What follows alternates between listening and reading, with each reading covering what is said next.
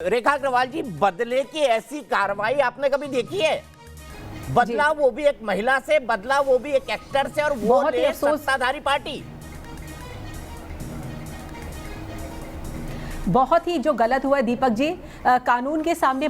सब बराबर हैं, भले वो कंगना रनौत हो या कोई आम आदमी हो। और जिस तरीके से म्युनिसिपल कॉरपोरेशन ने कंगना के घर के ऊपर इस तरह से आक्रमण किया है, और वो भी बिना बताए, बिना कोई शोकॉज नोटिस दिए, और ये तो वाकई में उन्होंने ये दिखाया है कि अगर आप अपनी कोई भी व्यक्ति अगर अपनी आवाज़ को बुलंद करेगा, चाहे वो सही बुलंद करे चाहे वो गलत, भले आगे की बात है, पर अगर कोई भी व्यक्ति अपनी सरकार के खिलाफ कोई आवाज़ करेगा, और जिस तरह से कंगना रनौत ने महाराष्ट्र सरकार को आड़े हाथ ले लिया है, तो उस तरह लगता है कि उन्होंने उसको एक सबक सिखाने की कोशिश करी है कि अगर तुम अपनी आवाज खोलोगे तो देखो हम तुम्हारे साथ क्या अंजाम होएगा तुम्हारा आवाज खोलने का। संविधान के तहत हर व्यक्ति को अपनी आवाज को बुलंद करने का पूरा अधिकार है, संवैधानिक अधिकार है। और कंगना ने चाहे सही बोला हो चाहे गलत बोला, ये आगे देखेंगे, पर कंगना ने अगर अपनी आवाज खोली है और इस तरह से प्रोटेस्ट किया है महाराष्ट्र सरकार के,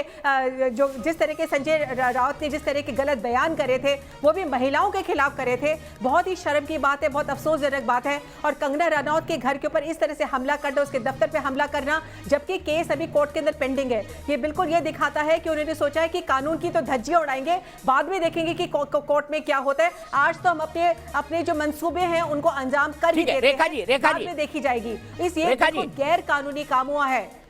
रेखा जी, मैं आपसे समझना चाहूंगा, आपने नोटिस चस्पा किया, वकील ने 7 दिन का वक्त मांगा, डिमोलिशन पर 30 दिन की रोक लगी हुई है, माइनर ऑल्टरकेशंस हैं, कोई इलीगल कंस्ट्रक्शन नहीं है, माइनर जो रूट जो मैप होता है उसका, उसके अंदर माइनर चेंजेस हैं, जिसको आधार बनाया गया, 3 इंच का एक चेंज, आपने पेंट्री को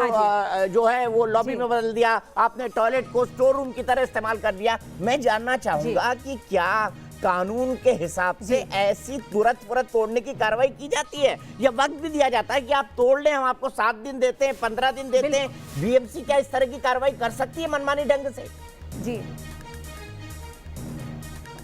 दीपक जी, आपने बिल्कुल सही पूछा, बहुत सुंदर सवाल पूछा। कोई भी म्युनिसिपल कॉर्पोरेशन अगर कहीं पर भी अनाधिकृत अगर कहीं पर कंस्ट्रक्शन हो रही है, उसके ऊपर एक्शन ले सकती है, उसको परंतु वो कानून के दायरे के अंदर होना चाहिए। सबसे पहले शो कॉज नोटिस देना पड़ता है, और उसके बाद में म्युनिसिपल कॉर्पोरेशन के जो कानून है उसके तहत अगर वो जो आपने एडिशन ऑल्टरेशन, अगर आपने कोई भी अपने घर में या दफ्तर में अगर आपने कोई ऐसी कंस्ट्रक्शन करी है जिसको आप चेंज कर सकते हो, और वो जो आपका ओरिजिनल साइट प्लान, जो ओरिजिनल नक्शा उस जगह का पास कर रखा है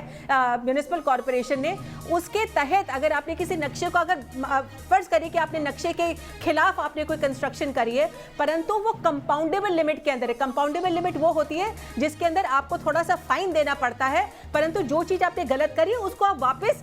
जो है अपनी शुरू की पोजीशन के ऊपर लाइए। यानी कि अगर आपने पेंट्री के अंदर आपने कुछ गलत काम करा है, आपको पेंट्री बनाने का अधिकार नहीं था, आपने उसके अंदर कोई दफ्तर बना दिया है, तो आप उसको वापस स्क्वायर 1 कर सकते हो, आप उसको शुरू की पोजीशन पर ला सकते हो, और आपने जो गलत काम किया उसके लिए आप एक पेनल्टी दे सकते हो। जो टोटल जिस तरीका डिमोलिशन किया है आज म्युनिसिपल कॉर्पोरेशन बंबई की, वो बिल्कुल भी अनाधिकृत है, बिल्कुल गलत है, गैर कानूनी है। टोटल डिमोलिशन जिस तरीके से आज ये किया है, ये तभी किया जाता है जब आप, और ये तभी आप कर सकते हैं जब या तो वो कंपाउंडेबल लिमिट के अंदर नहीं हो, जो गलत काम, जो गलत कंस्ट्रक्शन कर रखी है, एडिशन ऑल्टरेशन जो भी कर रखा है, अपने ओरिजिनल साइट प्लान के अंदर किसी ने अगर नक्शे के अंदर कोई चेंज कर रखा है, अगर वो कंपाउंडेबल लिमिट के अंदर नहीं आता है, यानी कि आप फाइन देके आप उससे छूट नहीं सकते हैं, या वो कंस्ट्रक्शन जो है वो वापस आप नहीं उसको पूरा ओरिजिनल पोजीशन नहीं ला सकते हैं। फर्ज करिए कि जैसे आपको एक मंजिल बनाने का अधिकार है और आपने उसकी जगह 2 मंजिल बना ली, तो आपको वो दूसरी मंजिल आप उसको कंपाउंड नहीं कर सकते, वो तोड़नी ही पड़ेगी। तो ये जो कंगना रनौत ने जो भी काम किया अपने घर के अंदर जो किया, वो ऐसा था कि जो कंपाउंडेबल लिमिट का था। और सबसे बड़ी बात, जैसे आपने खुद कहा, अभी तो नोटिस चश्मा किया गया है, 7 दिन का टाइम है, अगर वो उसके बाद भी नहीं करती तो उसके बाद में उनको वार्निंग दी जाती है कि देखिए आपको हमने नोटिस दिया था, आपने अपनी एडिशन ऑल्टरेशन को ठीक नहीं किया, आपने फाइन भी जो है वो फाइन देने वो भी नहीं दिया, इसलिए आज हम आपको डिमोलिश कर रहे हैं। आज तो म्युनिसिपल कॉर्पोरेशन ने सारा का सारा काम है उसको एक ना आईवॉश कर दिया है। मैं बहुत संक्षेप में जवाब चाहूंगा, कंगना चाहे तो हो जाओ। रेखा जी थोड़ा ब्रेक लगाइए प्लीज। मैं ये जानना चाहता हूं आपसे कि क्या जी। कंगना चाहे तो मुआवजा मांग सकती है ना बीएमसी से, आपने मेरे इस इतने पैसे का नुकसान किया है या आपने मुझे मानसिक यंत्रणा दी है, और कोर्ट चाहे तो उन जुर्माना लगा सकती है बीएमसी पर।